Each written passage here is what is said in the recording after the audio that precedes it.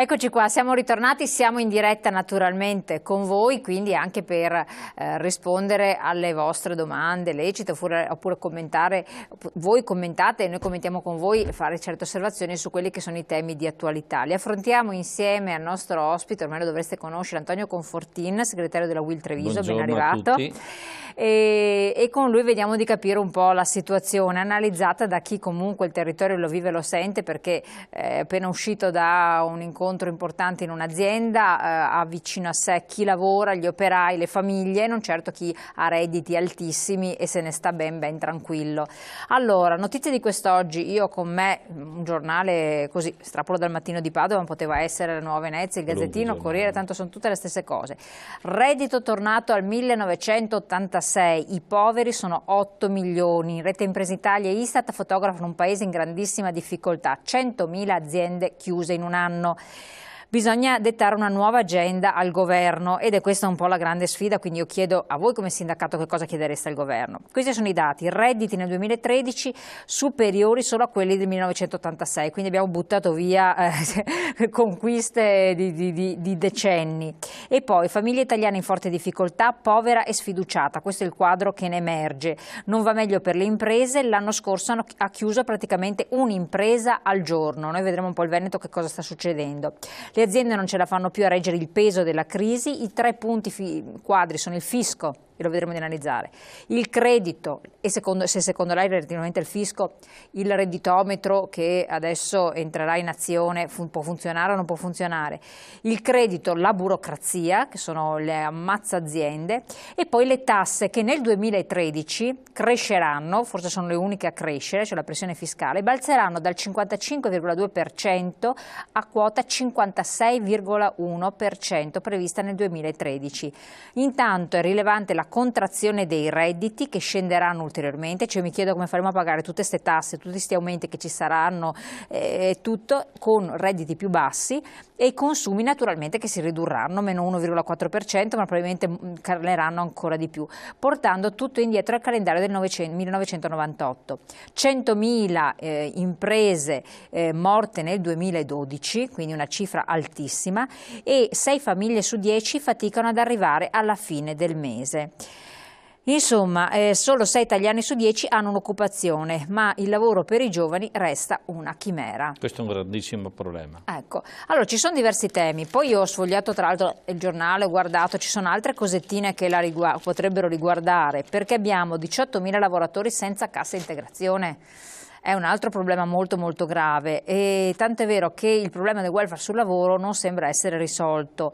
Voi come sindacati a livello unitario avete presentato una richiesta alla Regione chiedendo le indennità di cassa integrazione e di mobilità in deroga che siano immediatamente pagate, che i fondi nazionali per cassa integrazione e mobilità in deroga siano assicurati per tutto il 2013, ripristinando le agevolazioni. È vero questo? Sì, è perfettamente vero, perché uno dei problemi che ha il mondo del lavoro è tentare di assicurare queste 100.000 aziende che hanno, chiudendo vuol dire che non ci sono più lavoratori, non dico espulsi, comunque non c'è queste aziende che poi sono tra le piccole e medie aziende.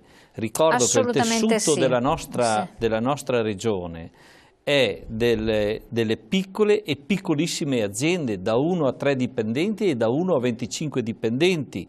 Se ne hanno chiuso 100.000, che sono di più, si parla già di 110.000, chiuse nel senso che non hanno più commesse, non ve la fanno più andare avanti, questo Paese, questa politica, questi che adesso sono in campagna elettorale, che parlano bene di tutto e di più, si sono dimenticati per 5 anni, non so cosa succede i prossimi 5 anni, ma le famiglie hanno avuto una mazzata grandissima che è quella parte che riguarda l'IMU. No, ma adesso ne parliamo, io voglio un attimo chiudere questo discorso qui della cassa integrazione, sì, perché ce l'hanno chiesto parecchi delle casse integrazioni. Sono 3, io lo ricordo sempre e lo voglio anche sottolineare. C'è quella normale, che è quella che si fa al primo momento di difficoltà. Poi ce n'è una importantissima che deve essere finanziata dal Ministero, e su richiesta naturalmente della Regione e del sindacato in primis, questa cassa integrazione è stata finanziata per alcuni mesi, non per tutti. Poi di questa ce n'è un'altra cassa integrazione che è quella speciale, che si aggancia tra quella normale e quella speciale. Cioè siamo in una situazione che non siamo neanche in grado di capire se c'è la copertura complessiva delle casse integrazioni. Al di là di chiudere le aziende, che è un fatto gravissimo, che si blocca l'economia, che crea disagi enormi nelle famiglie, ma non c'è neanche la certezza della garanzia che le casse integrazioni vengano coperte. Mentre vediamo che questi signori dei partiti hanno sperperato di più e di più ancora. Ecco, questo è il fatto che analizzando, torniamo poi al discorso anche dello sperpero, anche delle tasse, che è importantissimo, però per far capire quanti non riescono a comprendere questa dinamica, perché da un lato noi siamo un paese di piccole e medie imprese e per le quali... Cioè qui sulle piccole e medie aziende noi abbiamo oltre il 90% delle piccole e medie aziende, non di grandi aziende, solo l'8% è di grandi aziende. Quale tutela è prevista? Allora, la tutela che è prevista per questi lavoratori c'è la cassa integrazione, non c'è molto altro.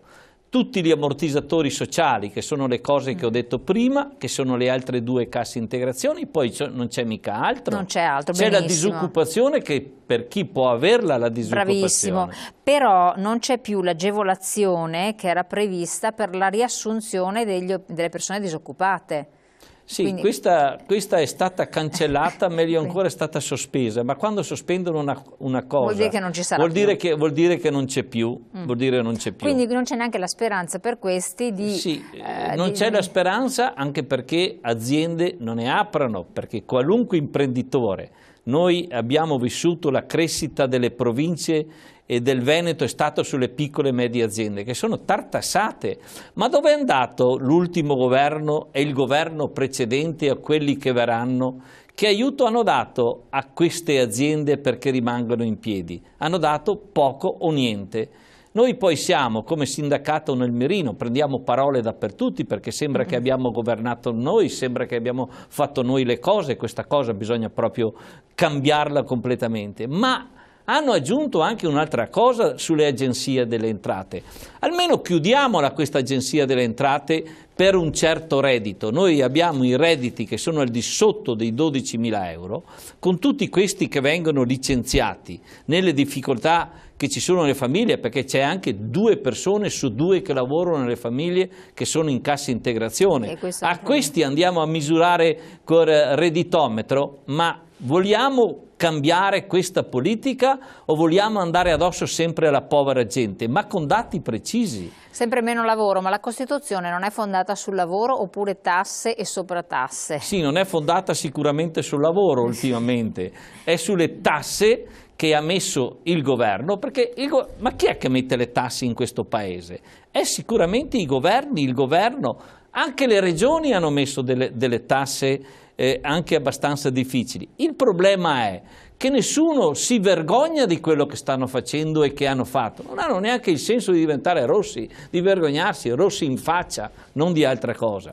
Ma se l'allarme è oltre 100.000 aziende, 100.000 aziende, vuol dire che sparisce il 50% di queste aziende, perché sono 284.000 le aziende, ma ne sparisce 100.000, vuol dire che questo è un paese che chi lo ha governato non ha capito niente. Non so quelli che arrivano se hanno capito, vedo semplicemente che le televisioni giustamente fanno il loro lavoro, sono pieni di questi politici che promettono e continuano a promettere molto di più, si mettono insieme, si staccano, via dicendo, ma alla fine questi non hanno mai pagato niente. Cosa pensa Confortin degli industriali che portano i capitali e le industrie all'estero? Allora Grillo può avere ragione? Puntini puntini. Sì, ma dico una cosa molto semplice, che queste che sono andate all'estero. Tutte queste aziende che hanno fatto le loro fortune in Italia, adesso, non da adesso, da qualche anno, vanno all'estero, questi bisognerebbe bloccarli anche la cittadinanza, perché hanno sfruttato il mondo del lavoro a tutti i livelli. E poi ci sono aziende, lo sottolineo, anche grosse, quelle che sono ancora in piedi, che non vanno più Vietnam, o l'ultima frontiera era il Vietnam. Adesso abbiamo i paesi dell'est, che la Croazia è troppo cara per qualunque lavoro, vanno in Serbia, vanno più giù ancora. E qua che controllo c'è? Quando è che l'Agenzia delle Entrate va a fare questi controlli? Lo va a fare alle famiglie, quelli che hanno uno stipendio, ma non vi vergognate a fare questi aspetti. Su questo siamo molto arrabbiati, perché continuano. Ho visto l'altro giorno il presidente nazionale di questa agenzia, con molta, aveva anche rabbia indosso, ma andate a vedere quelli che hanno i soldi, andate a vedere sulle banche quanti soldi ci sono ancora, e queste banche che sono state anche il disastro dell'economia del nostro paese, perché non è fallita neanche una.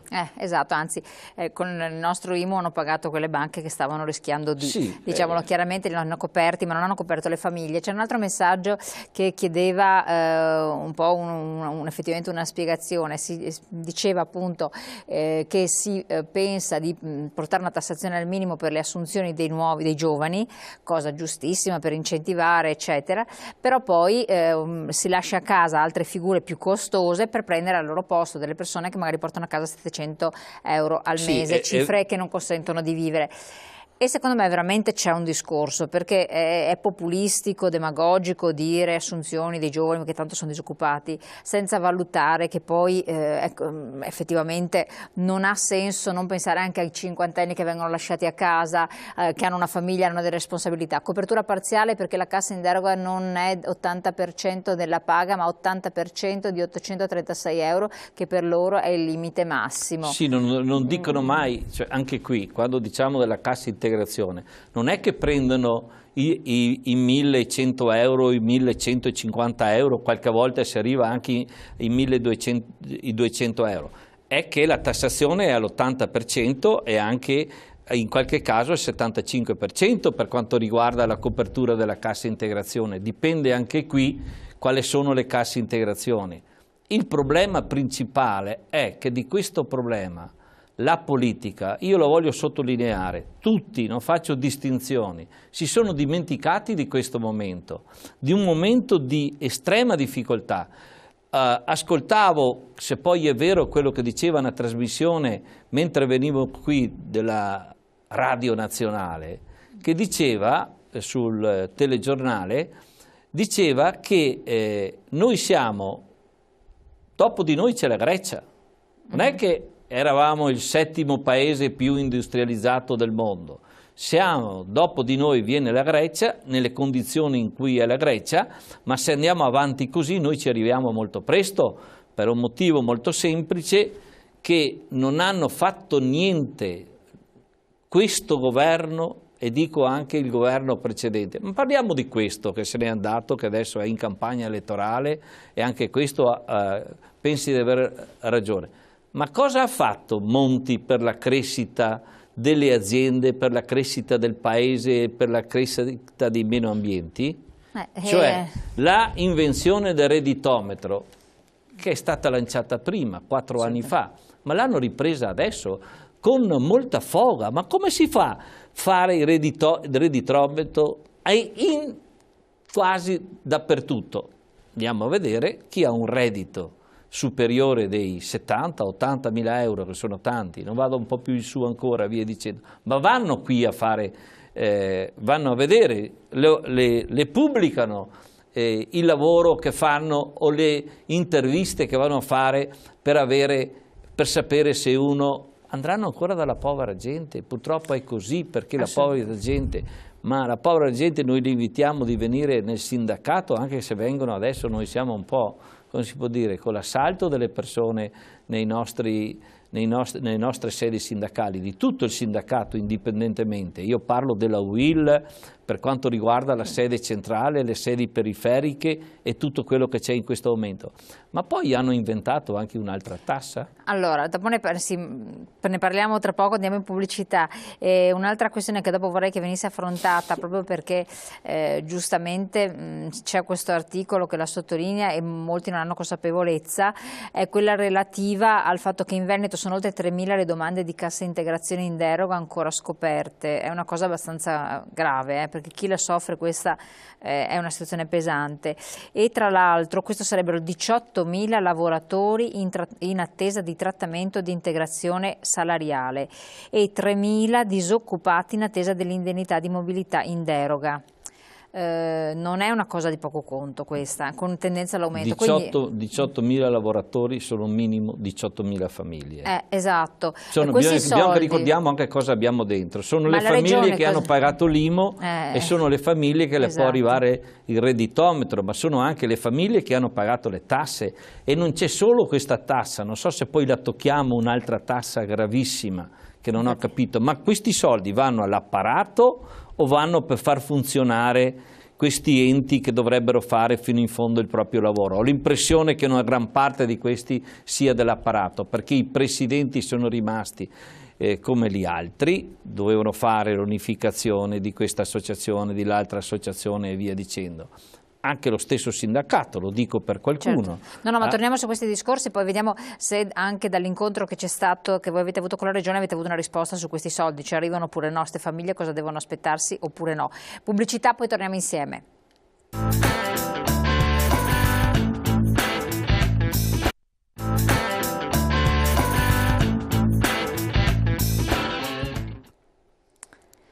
Allora, Antonio Confortini, abbiamo detto, no, l'unica cosa che le chiedevo, che ne abbiamo parlato fuori onda ma non ai nostri telespettatori, ma la Regione allora che cosa ha detto? Che questi soldi arrivano o non arrivano per questi lavoratori che li stanno aspettando? Questi soldi devono arrivare sempre dallo Stato centrale, che verranno trasferiti alla Regione. Mi preoccupa molto che arrivino adesso dallo Stato centrale, perché mi sembra che sono impegnati per altre cose, non dico quali, ma mi vedo tutti impegnati in questa maniera. E c'è anche un fondo regionale di cui una parte che non andrà a coprire praticamente tutto quello che riguarda queste casse integrazioni, che è poi la linfa vitale per sostenere questi lavoratori che sono in questa grande difficoltà. Assolutamente. Le aziende hanno fatto quello che lo Stato ha permesso e voluto, provocato, favorito. L'unico colpevole è lo Stato che distrugge il Paese per i propri interessi. No, io sono perfettamente d'accordo che sia lo Stato. Poi andiamo a vedere chi è lo Stato, perché sarebbe interessante capire qual è lo Stato. È la somma di quelli che oggi sono impegnati su altre cose. Ma noi, come il nostro ufficio studi su questa cassa integrazione, e l'ultimo studio della cassa integrazione, bisogna ricordarsi che noi prevedono per il prossimo anno 3 milioni di ore di cassa integrazione per il 2013 ed è una valutazione e una ricerca forse anche al di sotto di quello che in realtà occorrerà per tutte queste aziende, perché se sono 100.000 aziende piccole e medie, tra questi c'è anche le grandi aziende, basta guardare l'Ilva, l'incontro che c'è in questo momento, abbiamo i rotoli di acciaio prodotti da 3, 4, 5 mesi, c'è l'ambiente, io credo che bisogna lavorare totalmente sull'ambiente, ma se non riescono a collocare questi rotoli, c'è una grandissima fabbrica in Francia, uguale, identica dell'Ilva, un'altra ce l'abbiamo in parte anche in Inghilterra, ma questi qui aspettano tutte le nostre difficoltà, ma consegneranno loro, non consegneremo noi. Il problema è che si è dato poca attenzione della difficoltà della crisi che abbiamo adesso, pochissima per quanto riguarda. E qui io credo che dovremmo anche entrare in merito alla problematica della tassazione che hanno fatto. Io ne cito una, poi se vogliamo parlare, la Tares. Cos'è la Tares? Non sono molti che sanno, perché poi mettono anche queste tasse e poi se uno non è addentra non capisce. È un'ulteriore tassa di aumento sui rifiuti, non tanto per quanto i rifiuti in generale, cioè su quelli nostri sacchetti di plastica. E quanto pesa il sacchetto di plastica? Non basta solo metri quadri dell'abitazione con la quantità, ma quanto pesa? Poi tassiamo un'altra 2 volte e dove vanno questi soldi? Vanno per l'apparato o vanno soltanto perché a raccogliere questi immondizie sono gli stessi camion di prima, gli stessi lavoratori che magari questi non sono tutti trattati bene, e questo è un altro aggravio alla tassa, ce ne sono 3. Ecco, le chiedo una cosa, opinione di Confortin relativamente alla questione di Vedelago? Chiedo a un telespettatore, ce l'ha chiesto 2 volte, ne sa niente? La questione di Vedelago, mi sembra che è perfettamente chiusa la questione di Vedelago. Okay. Opinione Confortin, cosa ne pensa di Vedelago riguardo il lavoro, visto quello che è successo in comune? Sì, allora lì doveva esserci un grande centro di macelleria in un'area dove ci sono le cave e l'altro di una cartiera. La cartiera è stata abbandonata, nel senso che può creare delle difficoltà per l'ambiente e via dicendo, perché è una cartiera. Certo. L'altra era la macelleria. Io sono stato sempre equidistante, perché c'erano quelli che facevano il tifo per chiuderla, ma non è mai partita, certo. E quelli che dicevano no, facciamola.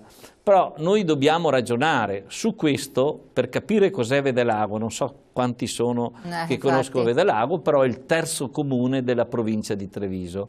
Prima c'è Castelfranco, poi c'è Montebelluna e poi c'è Vedelago, che è il comune più scavato d'Italia in base ai metri che ci sono del territorio. Qui volevano fare questo impianto che per me, con tutte le proteste che sono state fatte, praticamente non si farà più, sono convinto quindi che non si farà più. Quindi è servita la protesta delle persone? È servita la protesta, però sottolineo una cosa, questo lo chiudiamo, un grandissimo ipermercato di Roncade non lo facciamo partire, l'Ikea, quella che dovevano aver fatto a Treviso, è andata a Verona.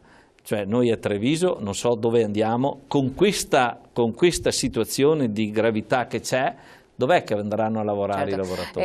Chiedere alla regia se rimette in onda il penultimo messaggio che è uscito, perché l'ultimo diceva altro che redditometro, ma ci vorrebbe lo sperperometro, cioè effettivamente che fosse anche lo Stato a rendicontare come, quanto e in che termini spende i nostri soldi. E invece l'altro messaggio che chiedeva un suo parere, quindi di Confortin. Come? Arrivano tutti questi messaggi. Stanno arrivando tanti messaggi, se chiediamo se la regia se riesce a mettere in onda il penultimo messaggio che chiedeva un suo parere, però non mi ricordo. A Confortin, la detassazione della 13ª, perché non è stata applicata né vista bene da altre organizzazioni sindacali, visto che Monti non l'ha concessa?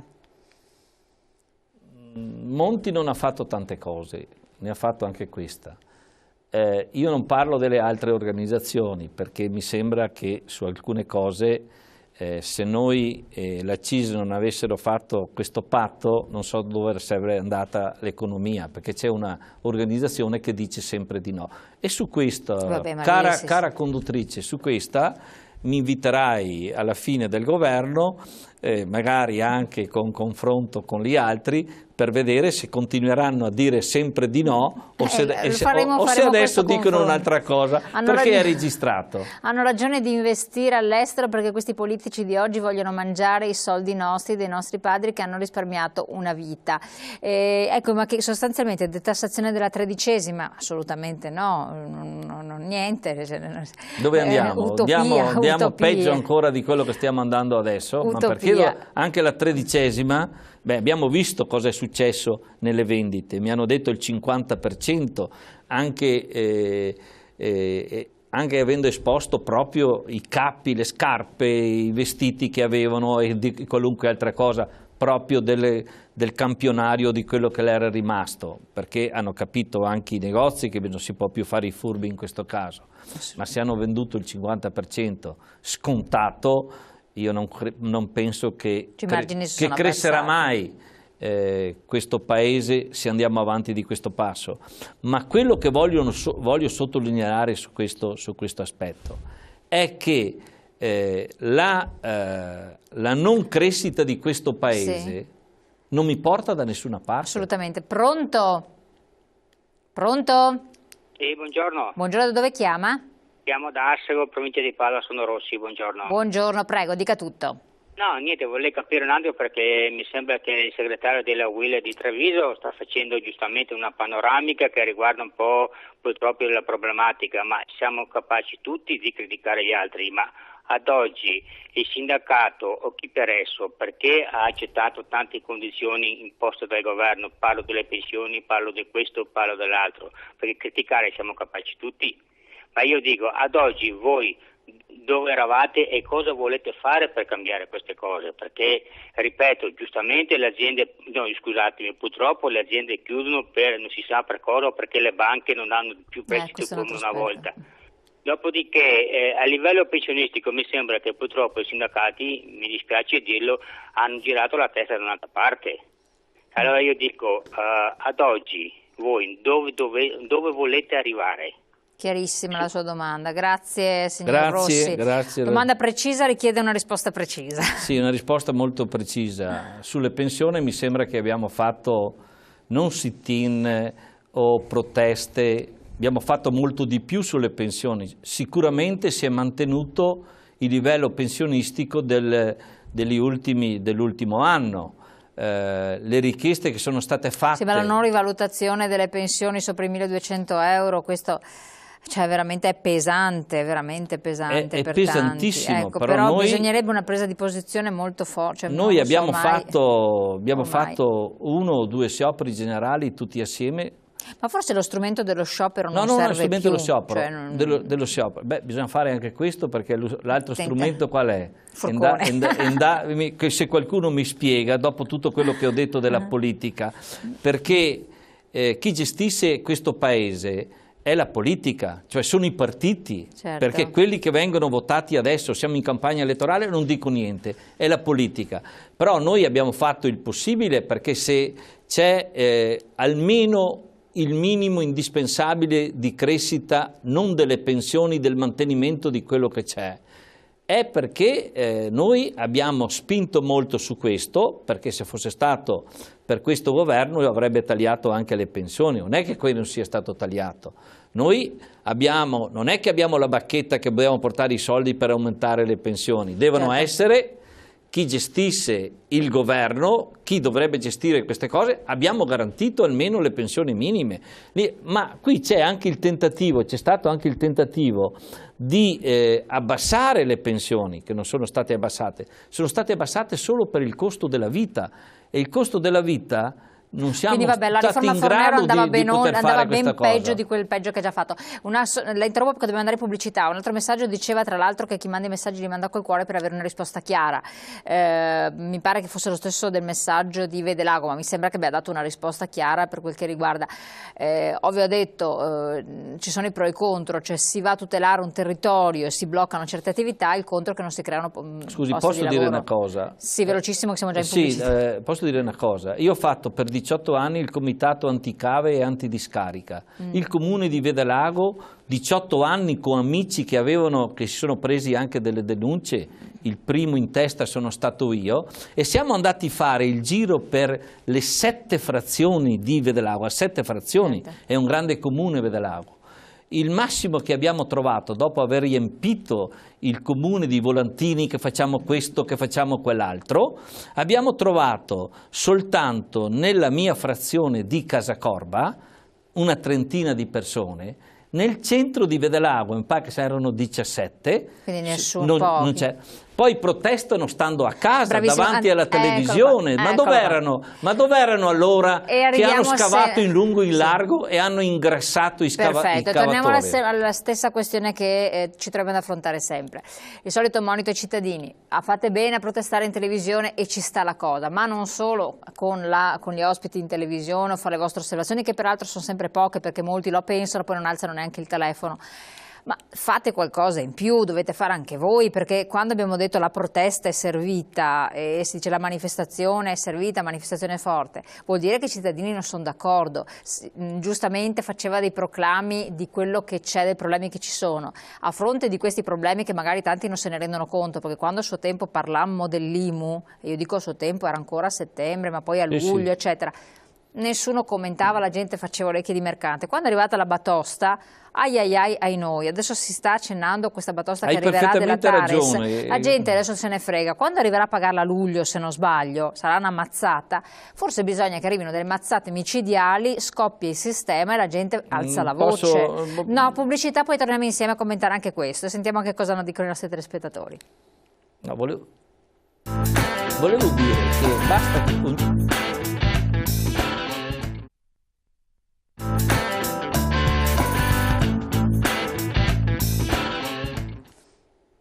Allora, detto questo, giustamente Confortini diceva bisogna che anche le persone in qualche modo non stiano solo dentro le case comode, perché altrimenti non cambierà assolutamente nulla di questa situazione. Io volevo chiedere anche un altro aspetto. Signora Elena, mi pare che Confortini nella risposta sia alla sua altezza, spero di risentirlo. Grazie, perché siamo tutti e due alla stessa altezza, vuol dire questo? No, tu sei più grande a 20 centimetri di me, per quello. Allora, ma posso dire...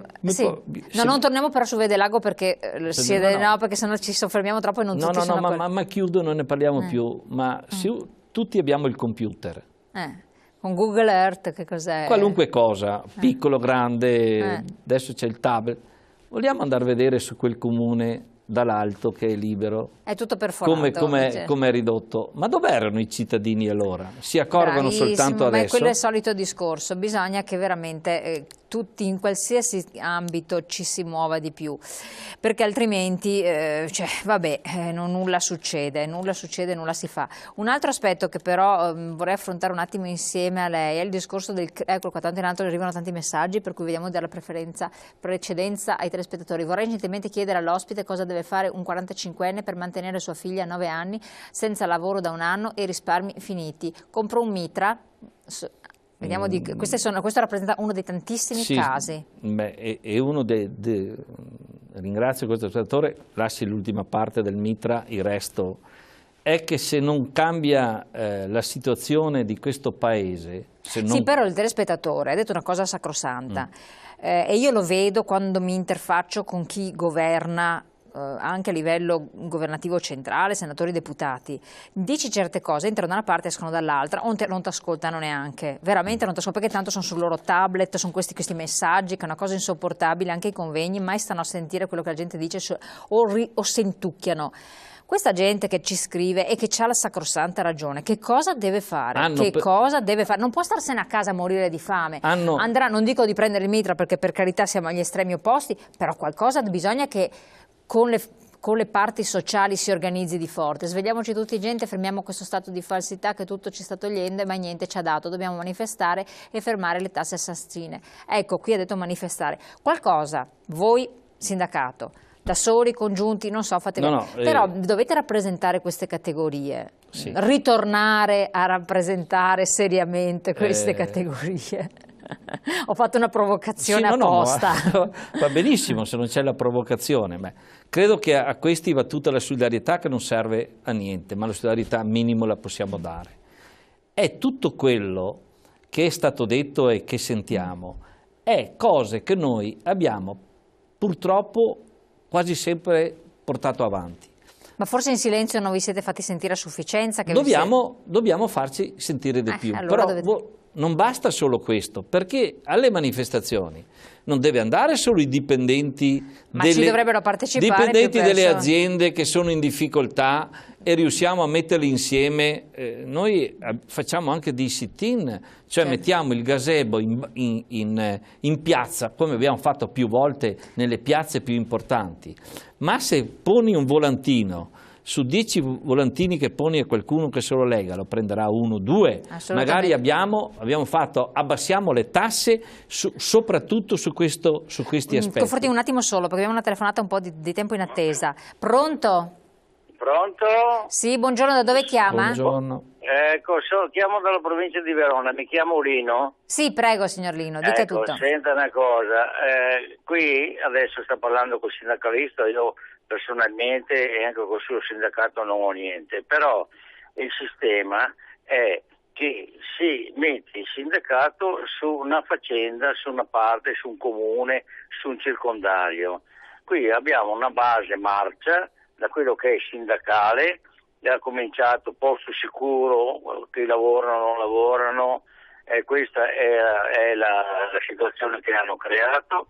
Hanno creato che i magistrati non rispondono alle proprie cose, ci sono cause che rimangono ferme anni su anni e dopo viene la disoccupazione perché le aziende chiudono, perché si mette a un certo momento chiamato da un certo Casini in Caltagirone, ha capito, perché non è lui che decide. Caltagirone è un grande ricchissimo, ricco e proprietario di giornale di Roma e dove comandare la politica, chiamano Monti e poveretto Berlusconi ha dovuto dimettersi. Guardi che io dico poveretto, ma poveretto ne ha combinato di grande anche il poveretto Berlusconi, perché ha fatto quel decreto delle 1000 proroghe. Sa cos'è le 1000 proroghe? Dove c'era il salvabanche, e salvabanche cosa vuol dire? Affondare le aziende creditrici verso quello che hanno preso le banche.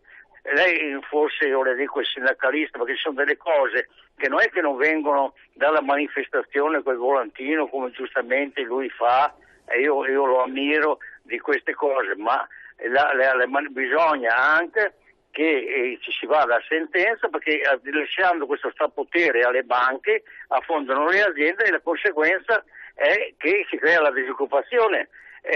Hanno messo questo signor, scusi il cambio, vado un po' avanti quel discorso, hanno messo questo signor Monti, va bene, che è un emerito professore della Bocconi, ma di economia nazionale, di condurre, come ha detto un giornale inglese, ne capisce un cavolo, che è venuto, ha detto siete tutti ladri, qua adesso vi tasso, aumentiamo il gasolio e la benzina dei 30 centesimi, l'accise di qua, l'accise di là, aumentiamo l'IVA, aumentiamo le tasse, mandiamo la finanza, chiarissimo. Scusi un attimo, mandiamo la finanza a dove si chiama Cortina d'Ampezzo, la mandiamo a Capri, la mandiamo in giro e tutto quel che hanno i soldi se ne vanno via. Certo, non è mai stato chiarissimo nelle sue osservazioni. Vediamo di rispondere perché siamo veramente verso la chiusura, per cui non ci riusciamo neanche a dire due parole. Grazie signor Lino. Molto d'accordo con questo ascoltatore, soprattutto su alcuni problemi.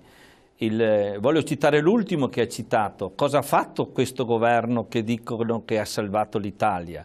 Questo governo doveva investire sulla crescita del paese, doveva investire nelle aziende, doveva dare più spazio. Invece cos'è che si è salvato? Si sono salvate le banche, tutte, anche le sue dove lui ha lavorato e tutti quelli che c'erano attorno, perché questo governo era pieno di rappresentanti.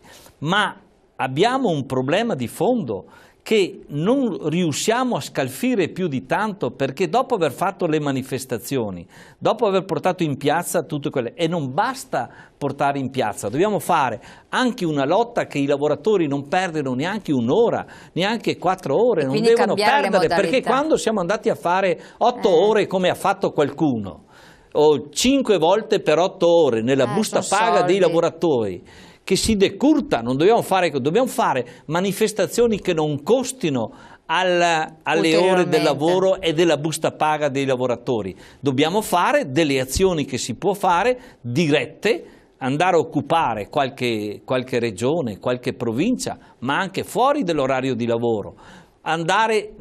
Quando fanno questi comizi dobbiamo andare a dire la nostra. Il problema base è che se guardiamo quello che è stato fatto e le iniziative che sono state fatte, questo governo e anche quello precedente, non parlo di chi e di come, io non voglio dire cosa e chi sono, ma tutti sono in grado di ragionare che non hanno fatto il 10% di quello che stanno, come si può dire, pronunciarsi adesso per venire fuori da questa situazione. Ecco, ma c'è una cosa che voglio dire. la cancellazione o la riduzione delle province. Ma perché l'hanno mandata al 1° gennaio del 2005 o alla fine del 2004? Ma questo 2015 sì. Ho sbagliato, 2015. Sì, sì. No, ma soprattutto c'è un altro messaggio, siamo arrivati alla fine perché il tempo è volato. Come è volato? Non è passato il tempo. È volato. E allora, diversi messaggi che arrivavano di parlare anche cioè, che il problema del reddito dei politici che è altissimo, che comunque quello non è stato dunque toccato, oppure scalfitto appena, ma un poco gli cambia la vita. E poi il discorso di non andare a votare, o perlomeno andare alle urne ma non votare.